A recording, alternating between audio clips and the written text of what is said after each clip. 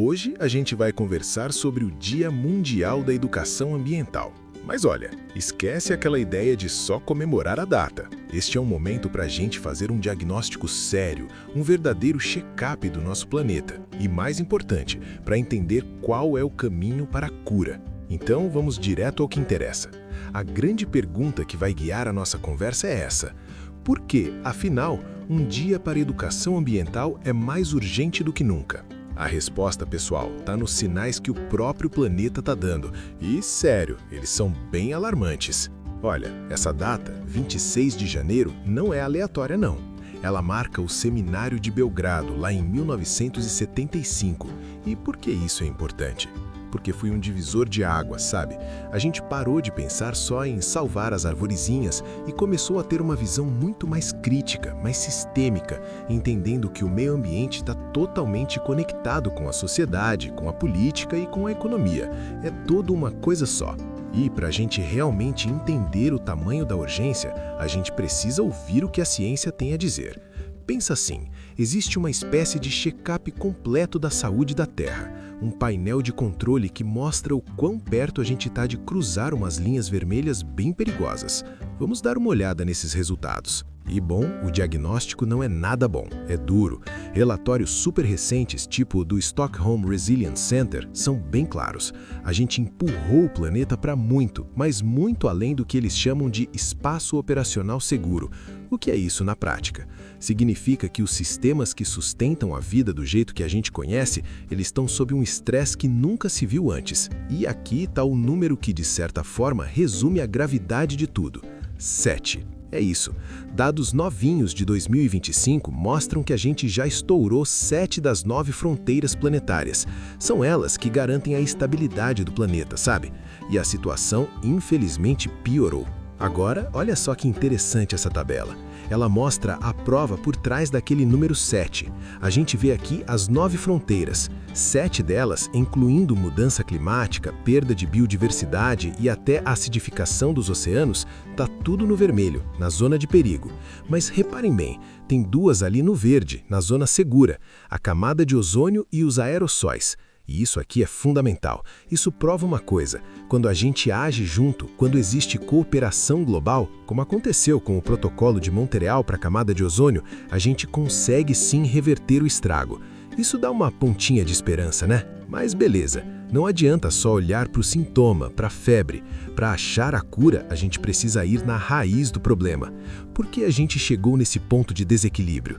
Bom, quem dá as pistas para a gente é o Painel Intergovernamental sobre Biodiversidade, o IPBES, que é tipo a maior autoridade científica do mundo quando o assunto é esse. E o que eles dizem? Basicamente, o relatório aponta para 3 causas principais.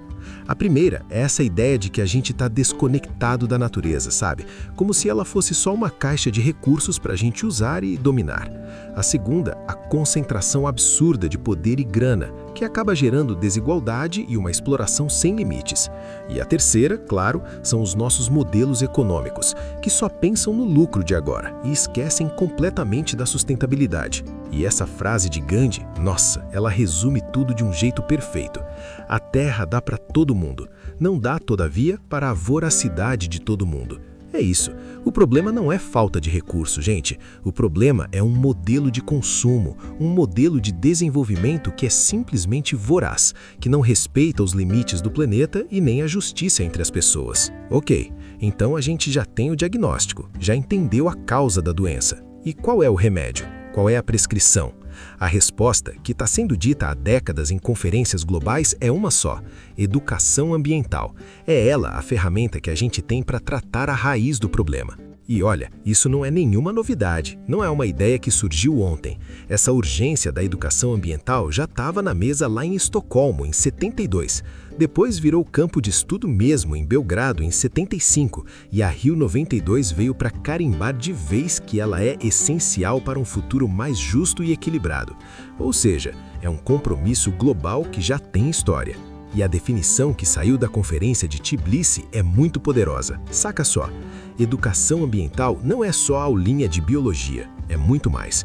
É uma dimensão da educação que quer resolver problemas reais, concretos, e para isso ela junta várias áreas do conhecimento e o mais importante de tudo, ela exige que todo mundo participe ativamente. Não dá para ficar só olhando. Daí para frente, o conceito foi evoluindo e chegou no que a gente chama de ecopedagogia. E aqui a coisa fica ainda mais profunda. A ideia não é só passar informação, mas formar o que se chama de sujeitos ecológicos. É uma pedagogia que quer que a gente encontre o sentido das coisas no nosso dia a dia, sabe? Construindo uma sociedade sustentável a partir das nossas atitudes. E tudo isso nos leva ao nosso grande desafio. O diagnóstico que a gente viu lá no começo deixa claro, não adianta mais fazer reforminha, passar um paninho aqui e ali. Não é suficiente. A gente precisa de uma mudança profunda, uma mudança sistêmica. A gente precisa literalmente construir um novo futuro. O pessoal do IPBES, naquele relatório que a gente viu, dá um nome para isso: mudança transformativa. E que raios é isso? Pensa em 3 pilares que precisam mudar ao mesmo tempo. A nossa visão de mundo, ou seja, como a gente pensa, as estruturas da sociedade, tipo nossas leis, nossa economia, e as nossas práticas, o que a gente faz no dia a dia. Tem que ser uma mudança completa, em tudo. E para não ficar só na teoria, o IPBES dá um mapa, um plano de ação com 5 estratégias. É tipo um passo a passo.